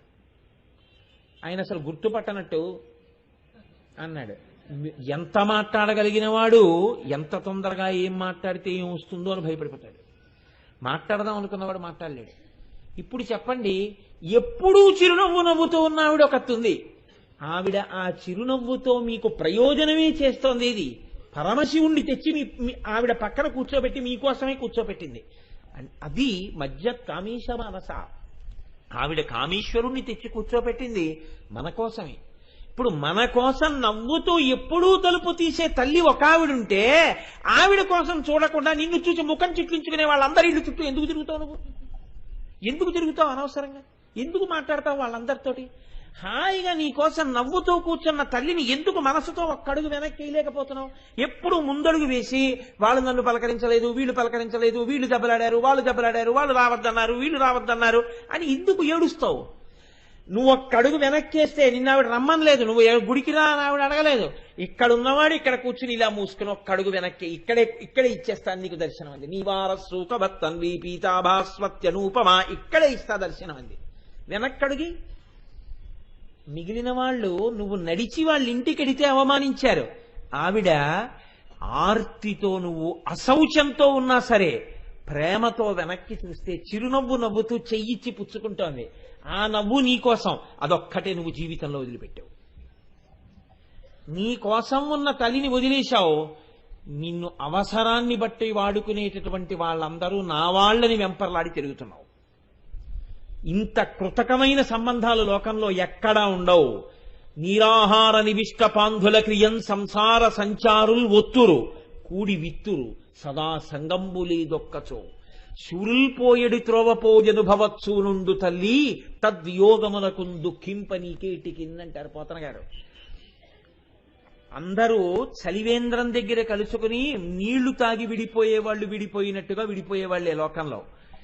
ఎంత ప్రేమో అన్నట్టుగా ఉంటారు. ఆ సమయం వచ్చేస్తే నిర్దాక్షిణ్యంగా వెళ్ళిపోతారంతే. వెళ్ళిపోతే వీడు ఆ స్మృతులతో ఉండిపోతాడు. అలా అందరూ వెళ్ళిపోతున్న వాళ్ళే, ఎవరూ ఉండిపోతున్న వాళ్ళు కారు. ఈ వెళ్ళిపోయే వాళ్ళని పట్టుకుని నువ్వెక్కడికి వెడతావు? నువ్వు వెళ్ళడానికి ఏం లేదు. ఆ తల్లి చిరునవ్వు నీకోసం ఉంది. దాన్ని నీ జీవితంలో పట్టుకోగలిగితే ఇక నువ్వు మళ్ళీ ఎవ్వరి కోసం వెంపర్లాడక్కర్లేని స్థితి నీకు ఇచ్చేస్తుంది. ఆ ఒక్క చిరునవ్వు నీకోసమే ఉంది. ఆ చిరునవ్వు నీ సమస్త కష్టములకు ఓదార్పు. అది వదిలిపెట్టి ఎందుకు తిరుగుతున్నావు నువ్వు? ఈ ప్రశ్న వెయ్యకుండా వసిన్యాది దేవతలు మన జీవితం ఎక్కడ పొరపాటు పడుతోందో చెప్పడం మందస్మిత ప్రభాపూర మధ్య కామేశ మానస. ఇప్పుడు చూడండి, ఇది తెలుసుకున్న నాడు పూజలో ధ్యానము అంతర్భాగమై ఉంటుంది. ధ్యానము చెయ్యకుండా మీరుండగలరా? మిమ్మల్ని ప్రేమతో పలకరించిన వాళ్ళు మీ స్మృతిలోకి రాకుండా ఉండగలుగుతారా? ఎంత ప్రేమ మహానుభావుడికి, ఎంత ఔదార్యం, ఎంత వాత్సల్యం అన్ననాడు గుర్తొస్తున్నాడే. అమ్మ చిరునవ్వు నీకు జ్ఞాపకం వచ్చినాడు, ఆ చిరునవ్వుల వెలుగులు నీకు జ్ఞాపకం వచ్చిన నాడు నువ్వు అమ్మవారిని స్మరించకుండా ఎలా బతుకు గడపగలవు? అంటే స్మరించడం అనేటప్పటికీ మనసు, అసలు ఆ మనసు ఏది కారణం బంధమోక్షయోహో, దాన్ని మోక్షం వైపుకి తీసుకెళ్లగలిగిన శక్తి కలిగిన అనుబంధం అమ్మవారిది. పతనం వైపుకి తీసుకెళ్లగలిగినటువంటి అనుబంధాలు మిగిలినవన్నీ. కాబట్టి ఆ చిరునవ్వుని చూడడం నేర్చుకో జీవితంలో ఒక్కసారి. అందులో ఉన్న కాంతి అది. మిగిలిన వాటి యందు ఆ కాంతి ఉందని అనుకోవద్దు. ఆ కాంతులు కొంతకాలమే ఉంటాయి, ఆ తర్వాత ఆ కాంతులు ఉండవు. చిన్నతనంలో పసిపిల్లవాడిని ఒళ్ళో పడుకోబెట్టుకుని చిచ్చి అంటే నవ్వుతాడు, చిచ్చి అంటే నవ్వుతాడు. మీరు అందుకే చూడండి, మనకి సంప్రదాయంలో ఒక రహస్యం ఉంది. పిల్లల్ని నవ్వించాలనుకుంటే స్తోత్రం చేసి నవ్వించరు, చిచ్చి చిచ్చి అంటారు. ఎవరు నవ్వించాలన్నా అంతే, ఇంకొక మాట ఉండదు. నేను వెళ్ళి కక్క కక్క అంటే వీడికి వెర్రా అంటారు నన్ను. కక్క కక్క అనకూడదు. నేనైనా రేపు నాకు మనవడు పుట్టాడు అనుకోండి, మనవరాలోను, వాళ్ళని నవ్వించాలంటే చిచ్చి చిచ్చి అంటాను. చిచ్చి చిచ్చి అంటే నవ్వినటువంటి పిల్ల ఎంత అమాయకత్వం ఉంది. చిచ్చి అంటే అంటారు, ఆ పిల్ల నవ్వుతోంది. అది ఏమీ తెలియని తనం. ఎందుకు నవ్విందో తెలుసా? అసలు నువ్వెవరో, నీతో ఆవిడకున్న అనుబంధం ఏమిటో ఆవిడికి ఏం తెలియదు, అందుకు నవ్వింది. మీరు బాగా పసిగట్టండి. పిల్లకి మీరు తాతని తెలియదు, తండ్రిని తెలియదు, అందుకు నవ్వింది చిచ్చి అంటే. చిచ్చి అంటే ఏమిటో మీరు తాతని తెలిసిందనుకోండి, అప్పుడు మీరు చిచ్చి అంటే అది ఏడుస్తూ నాన్న దగ్గరికి వెళ్తుంది. మీ కడుపున పుట్టినవాడే ఎందుకు నాన్నగారండి పిల్లలతో మీకు అలాగా అంటే అయిపోయిందంటే మీ బస్. తెలియనితనంలోనే, ఆ అమాయకత్వంలో ఇంత గొప్పతనం ఉంది. అనుబంధాలు ఏర్పడిన నాడు అసలు నిజానికి ఈ అమాయకత్వాలు లేవు, ఈ అమృతత్వము లేదు. అనుబంధములనేటటువంటివి విషతుల్యములే. ఒక్కటే ఒక్కటుంది లోకంలో అమృతముతో కూడినటువంటి అనుబంధం. అదే తల్లి బిడ్డ, గురువు శిష్యుడు, తండ్రి కొడుకు. అవి వాటి యందు క్షమ ఉంది. ఎంత ద్రోహాన్నైనా కాళ్ళు పట్టుకుంటే క్షమించేస్తాడు గురువు, కాళ్ళు పట్టుకోకుండా క్షమించేస్తారు తల్లిదండ్రులు. కాబట్టి అంతటి గొప్ప స్థితి వీరికే ఉంటే తల్లులకు తల్లి, తండ్రులకు తండ్రి, గురువులకు గురువు, గురుమండల రూపిణి నా తల్లి చిరునవ్వు ఎంత స్వచ్ఛమైంది. ఆ నవ్వులో స్వచ్ఛత ఉంది, ఆ నవ్వులో మిమ్మల్ని ఉద్ధరించాలన్న తాపత్రయం ఉంది, ఆ నవ్వులో పసితనం ఉంది. ఇన్నాళ్ళు మీరు వదిలేసినా ఇప్పుడు మీరు వెడితే ఇప్పుడు నేను పనికొచ్చానా అని అడగనటువంటి అమాయకత్వం ఉంది. మీకోసమే నవ్వేటటువంటి పరమ ప్రసన్నత ఉంది, అంతటి ప్రేమ ఉంది. ఇన్నాళ్ళు ఎవరితో తిరిగి వచ్చావురా, వాళ్ళందరూ వదిలేశారని ఇప్పుడు నేను కావలసి వచ్చానా అని అడగనటువంటి ప్రేమ ఉంది, అంత నిజాయితీ ఉంది. అప్పుడు కూడా మీకోసమే నవ్వగలదు. ఆ ఒక్క నవ్వు నువ్వు వదిలేవు, ఇంతకన్నా నువ్వు చెయ్యగలిగిన పాపం ఏమిటి లోకంలో? ఇప్పటికైనా ఈ నామం నీకు అర్థమైతే ఆ నవ్వు కోసం వెంపర్లాడ్డం నేర్చుకో. తల్లి నవ్వు కోసం అమ్మా అని కాళ్ళ మీద పడిపో అంతే. దానికోసం నువ్వు గుడికి కూడా వెళ్ళక్కర్లేదు. ఇక్కడే కళ్ళు మూసుకొని నవ్వుతున్న ఆ అమ్మ ముఖాన్ని చూసి 2 కాళ్ళు పట్టుకుని పాదాలు తల మీద పెట్టుకుని అమ్మా అని భోరునయ్యాడు. ఇది తెలిసాక కూడా నీ మనసు కదలకపోతే నిన్నెవ్వరూ ఉద్ధరించలేరు. నిన్ననగా నన్ను, మిమ్ములను కాదు. కాబట్టి మందస్మిత ప్రభాపూరమజ్జత్కామేశ మానస, ఇది అసలు ఈ నామమునకు సంబంధించినటువంటి యథార్థమైన లోతు. శంకర భగవత్పాదులు అన్నారు సౌందర్యలహరిలో, ఆయన ఒక చమత్కారం చేశారు. అసలు అమ్మవారి యొక్క నవ్వు అమృతత్వంతో ఉంటుంది అన్నారు.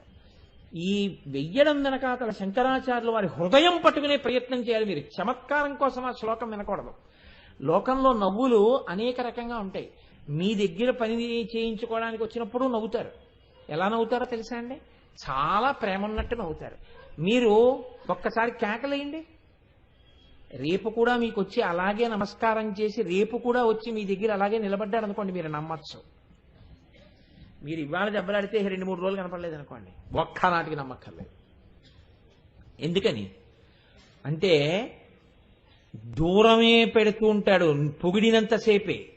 మీరు కొద్దిగా కానీ మార్గం చెప్పే ప్రయత్నం చేశారో కృతకమైపోతున్న సంబంధం. నేను ఇవన్నీ చెప్పక్కర్లేదండి, మీకేమిటి, మనందరికీ తెలుసు.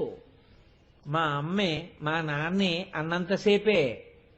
ఒక్కసారి గట్టిగా దెబ్బలాడి చూడండి, కూతురునో కొడుకునో ఒక వయస్సు వచ్చేసిన తర్వాత. ఏమిటి నాన్నగారండి మీ చాదస్తం, అస్తమానం మీరు ఇలాగే చెప్తే దానికి తగ్గట్టే విషాన్ని పోషించగలిగినటువంటి పిల్లల మనసులు పాడు చెయ్యడం ఎంత బాగా పాడు చెయ్యొచ్చో, తల్లిదండ్రులు అనేటటువంటి వాళ్ళు ఎంత బరువు అని చెప్పచ్చో, గురువుని ఎంత చులకన చేసి చూపించచ్చో అలా చూపించి చెప్పగలిగినటువంటి మనకి పుష్కలం కదండి. వాటిని మనం ఇలా కళ్ళజోళ్లు పెట్టుకుని పురాణం అక్కర్లేదు, నామం అక్కర్లేదు, గుడి అక్కర్లేదు, గోపురం అక్కర్లేదు, సీనియర్ సిటిజన్ అయిపోయినా 80 ఏళ్ళు వచ్చినా 90 ఏళ్ళు వచ్చినా పసితనంలో ఉన్నా కాలేజీకి వెడుతున్నా ఉద్యోగంలో ఉన్నా అలా గుడ్ల పగించి చేత్తో పట్టుకుని ఇలా అంకెలు నొక్కుతూ మార్చి మార్చి మార్చి మార్చి ఇలా ఇలా విషం ఎక్కించేసుకుని మనం అందరం విషకన్యలం విషపురుషులం కింద తయారైపోతున్నాం. ఆ విషాన్ని విరచడానికి లోకంలో ఒకే ఒక్క ఔషధం ఉంది. విపరీతంగా విషం పెరిగిపోయింది అనుకోండి, అప్పుడు ఒక్కటి తీసుకొస్తారు. ఏమిటో తెలుసా అండి? ఎంతమందిని చంపగలిగినటువంటి విషమైనా దాన్ని విరవగలిగినది లోకంలో ఒక్కటే ఉంది, అమృతము. అది వెంటనే మళ్ళీ బతికించేస్తుంది. ఎంత విషాన్ని ఆ అమృతం విరుస్తుంది. లోకంలో ఇంత విషం పెరిగిపోతుంటే దీన్ని విరవడానికి ఏమైనా ఉందా? ఉంది, అమృతం ఉంది. అమృతం ఎక్కడుంది? దేవలోకంలో ఉంది. మీరు నేను వెళ్ళి ఎలా తెస్తాం? శంకరాచార్యులు వారు అంటున్నారు, కాదు నేను ఆ అమృతం గురించి చెప్పట్లేదు. నువ్వు చూడగలిగితే ఆ అమృతం నీ దగ్గరికే వస్తోంది, పుచ్చుకోవడం నీకు చేత కాలేదన్నారు. శంకరాచార్యుల వారు ఇంకొక అడుగు ముందుకెళ్లారు వసిన్యాది దేవతల కన్నా. ఎంత చమత్కారంగా వెళ్ళారో మీరు గమనించండి.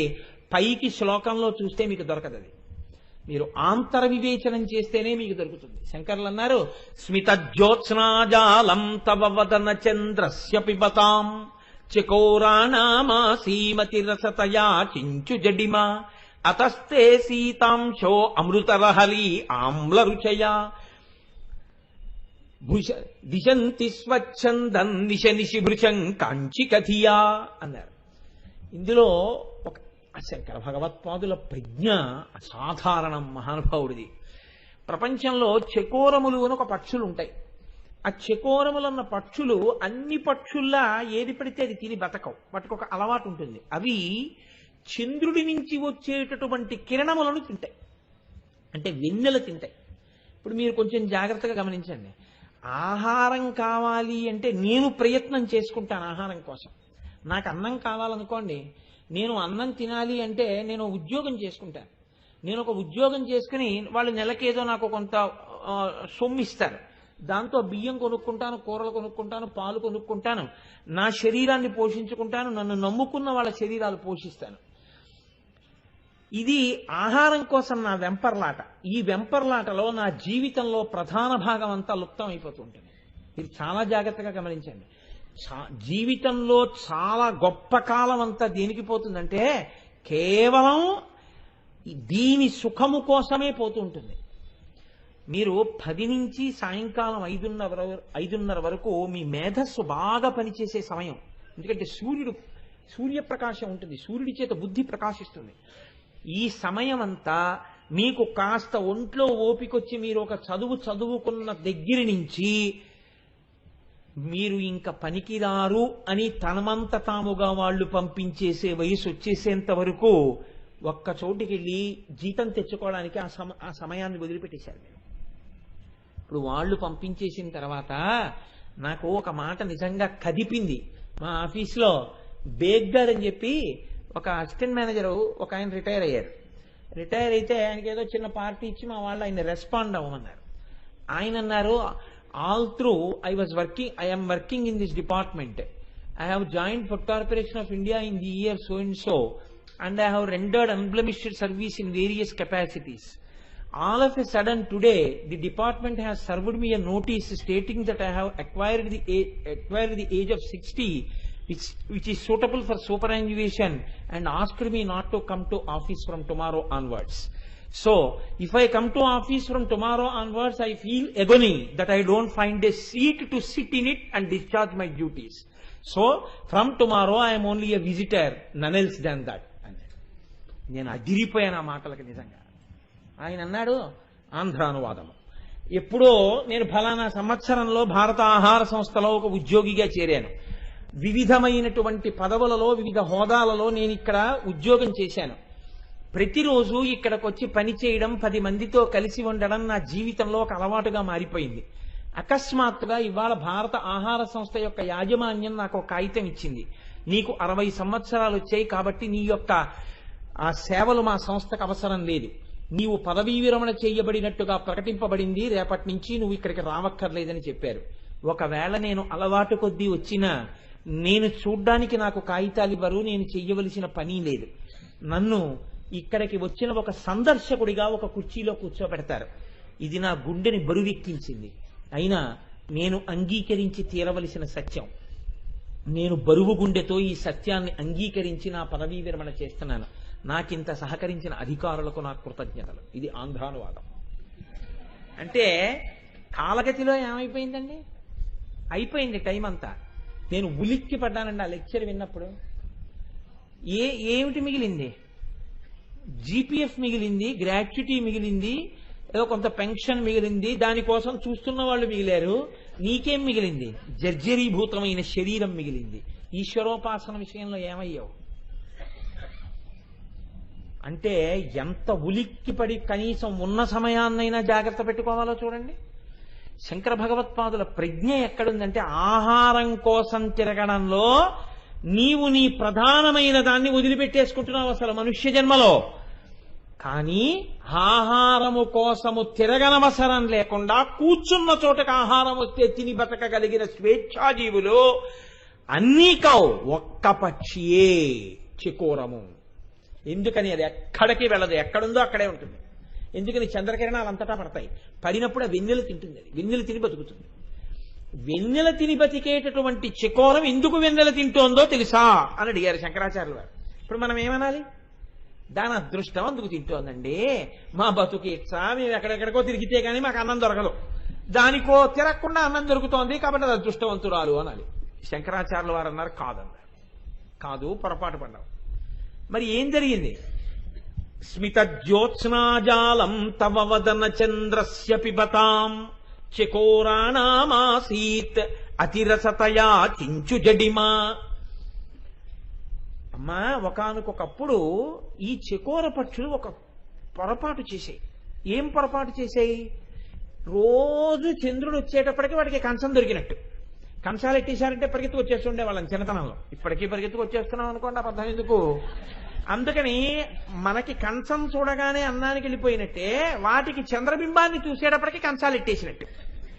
అందుకని అవి రోజు చంద్రబింబాన్ని చూసి ఆ వెన్నెల తాగడం అలవాటు. ఒకానొక నాడు నీ ముఖం కనపడింది. నీ ముఖం ఎలా ఉంటుంది? పూర్ణ చంద్రబింబంలా ఉంటుంది. అవి అనుకున్నాయి, ఇది కూడా చంద్రబింబమే, ఇందులోంచి వస్తున్నటువంటి జ్యోత్సన కాంతి కూడా వెన్నెలే, ఇది మనం తినేదే అనుకుని నీ ముఖంలోంచి వస్తున్న కాంతిని అవి తాగేశాయి. తాగేస్తే ఏమైంది? అసలు అంతకు ముందు అవి అంతలా చంద్రుడి యొక్క వెన్నెల తినేవి కావు. నీ ముఖంలోంచి వచ్చేది చంద్రుడితో పోలికైతే పెట్టారు, కానీ నీ ముఖంలోంచి వెన్నెల కిరణాలు పడవు, అమృతపు కిరణాలు పడుతుంటాయి. అమృతపు మూర్తివి నువ్వు. ఆ కిరణాలు పడుతున్నాయి. ఇవేం చేసాయి? అమృతం తాగేసాయి తెలియక. చంద్రుడు అనుకుని నీ ముఖం వంక చూసాయి, చంద్రకిరణాలు అనుకుని వెన్నెల తాగేసాయి. తీరా తాగేసేట తాగుతున్నప్పుడు ఏమైంది? అబ్బా ఇవాళ చాలా రుచిగా ఉంది, చాలా రుచిగా ఉంది, చాలా ఎక్కువ తాగేసాయి. చాలా ఎక్కువ తాగేసిన తర్వాత వాటికి ఏం తెలిసింది? ఒరే, మన నాలుకలకు రుచి తెలియట్లేదురా, మనం ఏదో చాలా గొప్ప తాగేసాం అనుకున్నాయి. పొద్దున్నే లేచి పటికీ బెల్లం పరపర పరపర పరపర నవిలి మింగేశాడు ఒక ఆయన. టేబుల్ మీద కనపడింది కదా అని భార్య కాఫీ పట్టుకొచ్చింది. ఇప్పుడు ఆయనకి తెలుస్తుందా కాఫీ రుచి? తెలియదు. కాబట్టి ఇప్పుడు ఓ గుటకేసి అన్నాడు, ఏమిటే పందారీ లేదు అన్నాడు. నేను కాదు, పంచదార ఇకపోయింది, మీరు పటికీ బెల్లం తినేశారని. ఇప్పుడు ఆయన ఏం చేయాలి? కాఫీ రుచి తెలియాలంటే అవసరం లేకపోయినా వంటింట్లోకి వెళ్ళి ఓ ఉప్పు కనుక తీసుకుని నోట్లో వేసుకుని చప్పరించాలి. అప్పుడు కానీ కాఫీ రుచి తెలియదు. ఎందుకని? ఆ తినేసినటువంటి పటికి బెల్లపు తీపి విరిగితే తప్ప కాఫీ రుచి తెలియదు. అలా చంద్రబింబం అనుకుని పొరపాటున నీ ముఖంలోంచి వస్తున్న అమృతాన్ని అవి తాగేసాయి. నోరంతా తీపైపోయింది. అసలు వాటి నోరు అవి పొందాలంటే, ఇప్పుడు ఈ తీపి వదలాలంటే పుల్లగంజి తాగాలి. ఎక్కడైనా పుల్లగంజి తాగితే నోటికి ఆ పులుపు తగిలి ఆ తీపి విరిగిపోతుంది. పుల్లగంజి ఎక్కడ దొరుకుతుందని చూసేయి. అప్పటి నుంచి ఇప్పటి వరకు వాటికి పుల్లగంజి చంద్రకిరణాలి. చంద్రుడి వెన్నెల చకోర పక్షుల పాలిట పుల్లగంజి ఎప్పుడు? అమ్మవారి ముఖకాంతులను తాగగలిగితే. అమ్మవారి ముఖమనేటటువంటి చంద్రుడిలోంచి వచ్చినటువంటి అమృతాన్ని తాగిన వాడికి బాహ్యంలో ఉన్న చంద్రుడి నుంచి వచ్చేటటువంటి వెన్నెల పుల్లగంజి వంటిది. ఇప్పుడు చెప్పండి, ఎంత విషం లోపల నిండిపోయినా, లోకంలో నిండిపోయినా, ఇది విరిగేటటువంటి అమృతం ఎక్కడుంది? అమ్మవారి ముఖంలో ఉంది, అమ్మవారి చిరునవ్వులో ఉంది, ఆ జ్యోత్సనలో ఉంది, ఆ చింద్రికలో ఉంది, ఆ కిరణాల్లో ఉంది. అది నువ్వు ఇక్కడ చూస్తే నువ్వు అమృతత్వమును పొందుతావు. ఇక మళ్లీ పుట్టవలసిన అవసరం లేనటువంటి పునరావృత్తి రహిత శాశ్వత శివ సాయుధ్య స్థితిని నువ్వు పొందగలవు. ఇది చెప్పడానికి స్మితజ్యోత్స్నాజాలం తవ వదన చంద్రస్య పిబతాం చకోరాణామాసీత్మతిరసతయా చించు జడిమా అతస్తే సీతాంశో అమృతలహరీ ఆమ్ల రుచయా పిబంతి స్వచ్ఛందం నిశ నిశి భృశం కాంచికదియా. అప్పటి నుంచి అమ్మా చకోర పక్షులు వెళ్లి చంద్రుడిలోంచి వస్తున్నటువంటి కిరణములనేటటువంటి పుల్లగంజి తాగాయమ్మా. అంటే ఒక్కసారి తాగినందుకే వాటి నోళ్లంత తీపైపోతే నువ్వు కూడా ఒక్కసారి తాగి చూస్తే ఇంకా జీవితంలో మళ్ళీ అవి ఇవి తినవలసిన అవసరం నీకుండదు. అంటే నువ్వు కూడా అమృతత్వాన్ని మోక్షాన్ని పొందుతావు. ఆ అమ్మ ముఖం వంక చూడ్డానికి ప్రయత్నించు తప్ప ఎందుకు పనికిమాలినవన్నీ చూడ్డం నేర్చుకుంటావు? ఒక్కడుగు వెనక్కిది ధ్యానం చేసి ఆ అమ్మ ముఖాన్ని, ఆవిడ చిరునవ్వుని ఒక్కసారి చూడు, తరించిపోతావు. ఇది చెప్పడం శంకరాచార్యుల వారి యొక్క ప్రయోజనం. ఇప్పుడు మీరు గమ్మత్తు ఎక్కడుందంటే, ప్రత్యేకించి మందస్మితం చెప్పిన రోజున మూకశంకరుల యొక్క శ్లోకాలు ఒక్క 2-3 నేను చెప్పకపోతే అంతకన్నా ద్రోహం ప్రపంచంలో ఇంకోటి ఉండదు. మూకశంకరులు 100 శ్లోకాలు చెప్పారండి అమ్మవారి యొక్క మందస్మితాన్ని చూసి పొంగిపోయి. అందులో ఒక శ్లోకంలో మూకశంకరులు అంటారు, కామాక్షి ప్రథమాన విభ్రమనిధి కందర్పదర్ప ప్రసూ ముగ్ధస్తే మృదుహాస ఏవ గిరిజే ముష్ణాతు మే కిల్బిషం యం ద్రష్టుం విహితే కరగ్రహవుమే శంభుస్త్రపామీలితం స్మేరం కారయతి స్మతాండవ వినోదాహిండినా తండువా అంటారు. ఇందులో ఈ శ్లోకంలో ఉండేటటువంటి చమత్కారం ఏమిటంటే పార్వతీ పరమేశ్వరుల యొక్క కళ్యాణ సన్నివేశాన్ని మీకు చూపిస్తున్నారు. పరమశివుడు ఇటు కూర్చున్నాడు, పార్వతీదేవి అటు కూర్చునుంది. ఎంతవరకు కూర్చుంటారు అలాగా అంటే, కన్యాదాత వరుడి యొక్క కాళ్ళు కడిగి కన్యాదానం చేశాను అనేంత వరకు వరుడు వచ్చి వధువు పక్కన కూర్చోడానికి అనర్హుడు. అలా పక్కన కూర్చోకూడదు. కాబట్టి కన్యాదానం చేసేసి కన్యాదాత తరించిపోవాలి. ఆయన తరించిపోయిన తర్వాత ఈ పిల్ల పక్కకే ఆ పిల్లవాడు వచ్చి కూర్చుంటాడు. ఇప్పుడు ఎదురెదురుగుండా కూర్చుని ఉన్నారు పార్వతీ పరమేశ్వరులు, మధ్యలో తెరపట్టారు.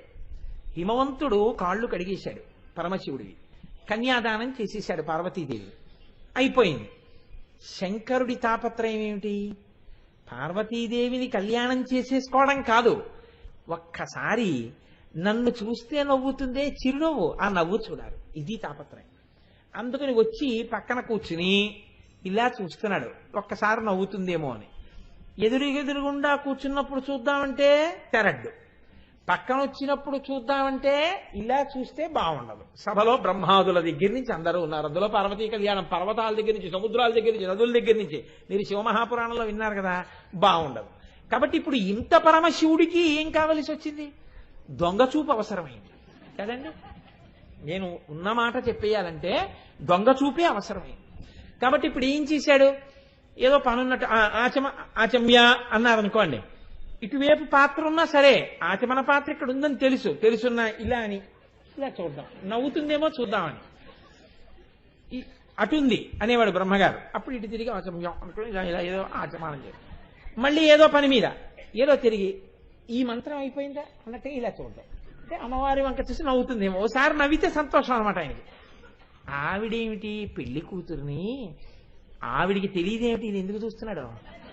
ఆవిడ నేను ఇలా నవ్వితే బాగుండదని ఆవిడ మందస్మితం కూడా ఆవిడ చేయలేదు. చెయ్యకుండా ఆవిడ ఇలా తలంచకొచ్చు, పెళ్లి కూతురు కదండి మరి, అందుకని ఆవిడ తలంచకొచ్చు. ఈయన అలా చూస్తున్నాడు, ఆవిడ తలెత్తదు, చూడదు, నవ్వదు.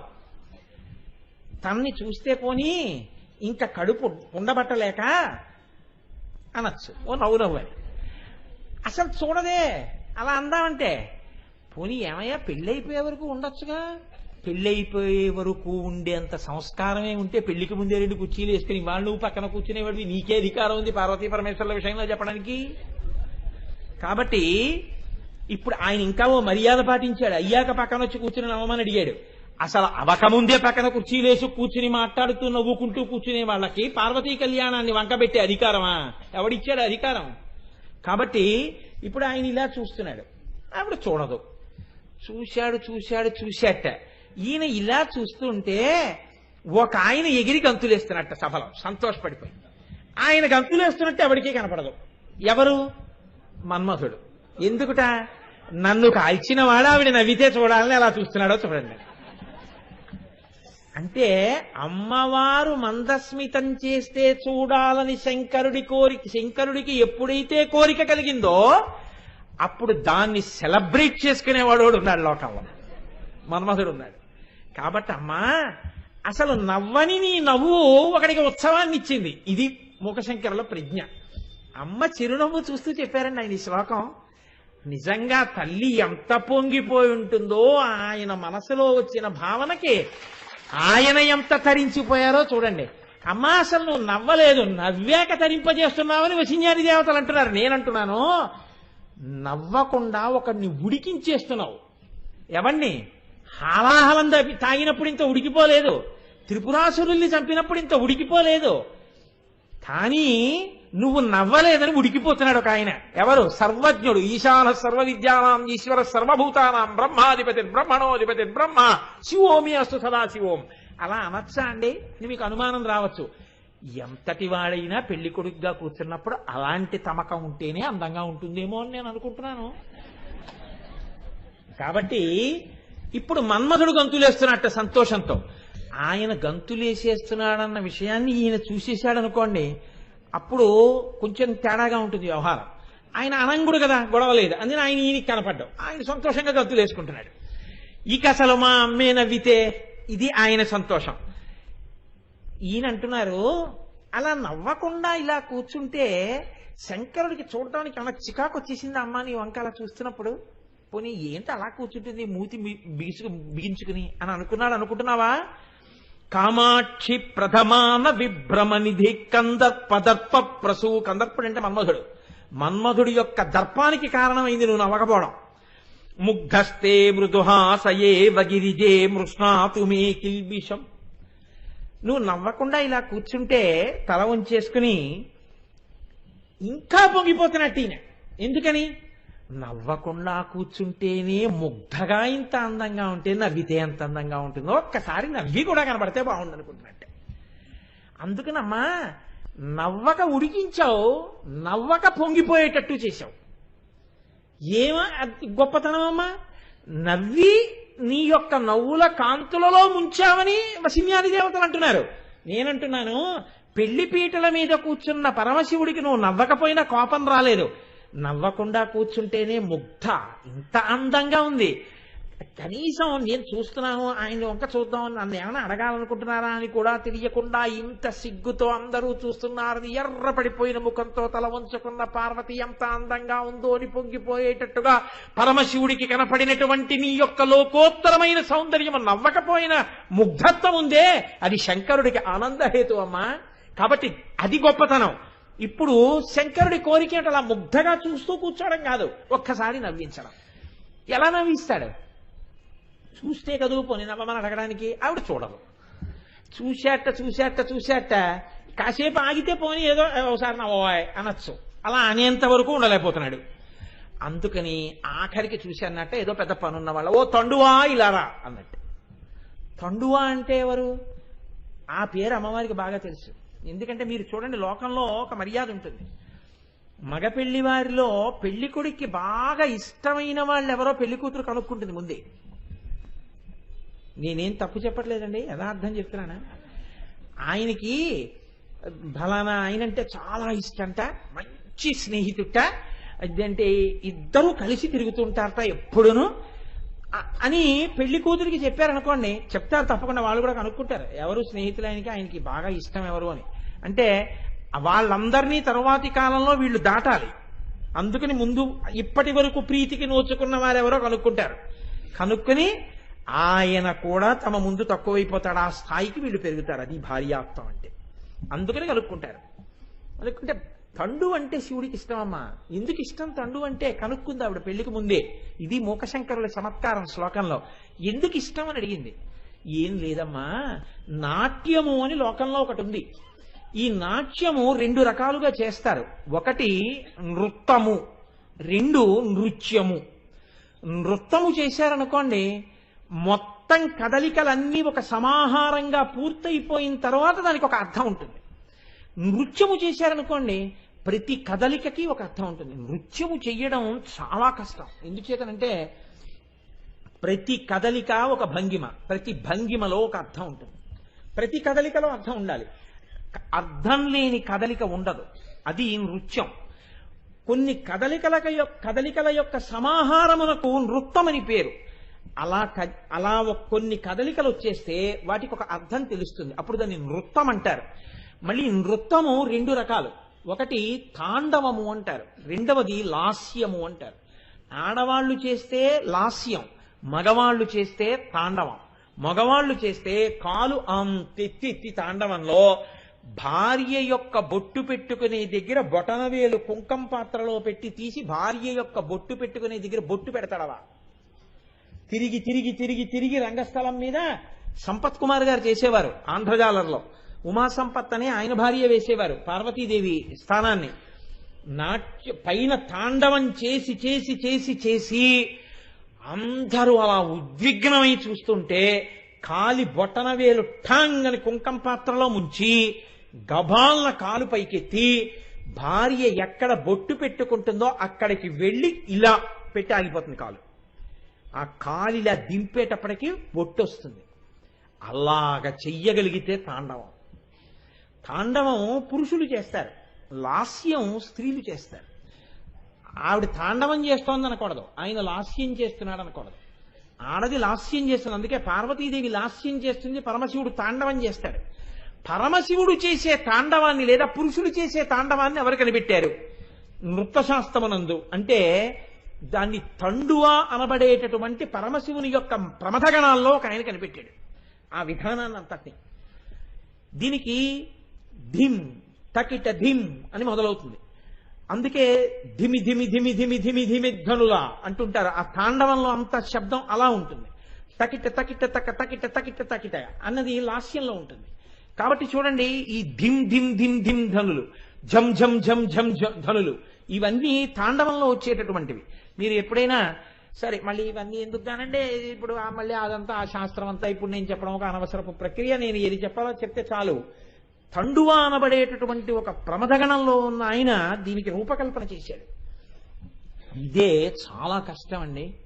దీనికే నట్టువాంగం అని వేస్తారు, ప్రాణం అన్నమాట అది చేసేటప్పుడు. ఇది ఇప్పటికీ కూడా కూచిపూడి అని మనకు ఒక అగ్రహారం ఉంది. అక్కడ అమ్మవారికి దేవాలయం ఉంది. అమ్మవారి అనుగ్రహం ఉంటేనే ఆ విద్యైనా ప్రకాశిస్తుంది. ఆ కూచిపూడి అగ్రహారంలో అమ్మవారిని తలుచుకుంటే తప్ప తాండవం చేయరు.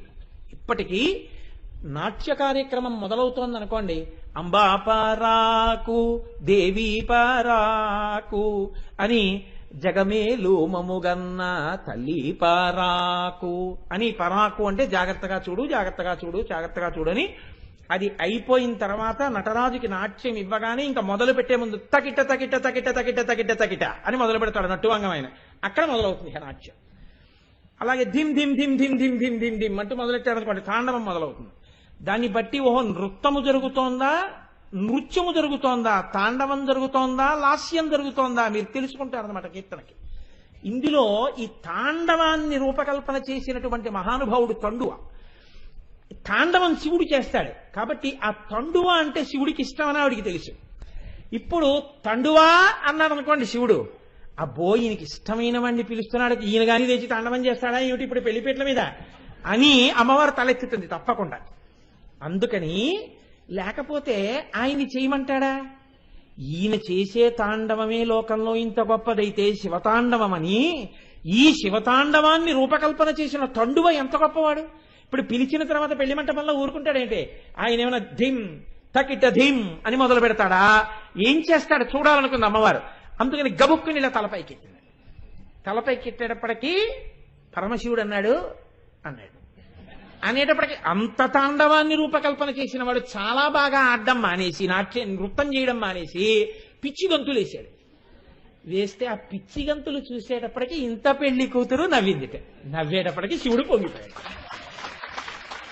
అమ్మా నీ మందస్మితం చూడ్డానికి శంకరుడంతటి వాడు పెళ్లి పీటల మీద ఇంత అల్లరి చేయవలసి వచ్చింది. అంత గొప్ప మందస్మితం అమ్మా నీ మందస్మితం అంటే, ఇది విని పొంగిపోయిన వాళ్ళందరూ ఎవరున్నారో వాళ్ళని నీ మందస్మితము కటాక్షించుగాక రక్షించుగాక అంటున్నారు మూకశంకరులు. ఎలా రక్షించాలి?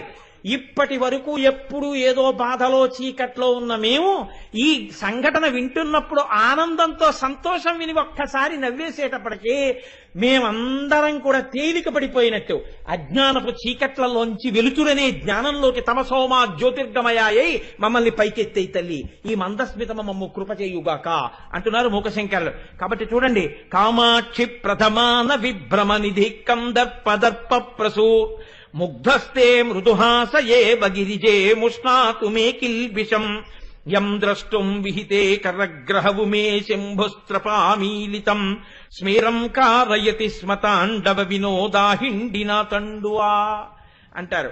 వేరొక శ్లోకంలో అంటారు, పీయూషం ఖలు పీయతే సురజనైర్దుగ్ధాంబుదిర్మధ్యతే మాహేశైశ్చ జటా కలాప నిగళైర్మందాకినీ సహ్యతే సీతాం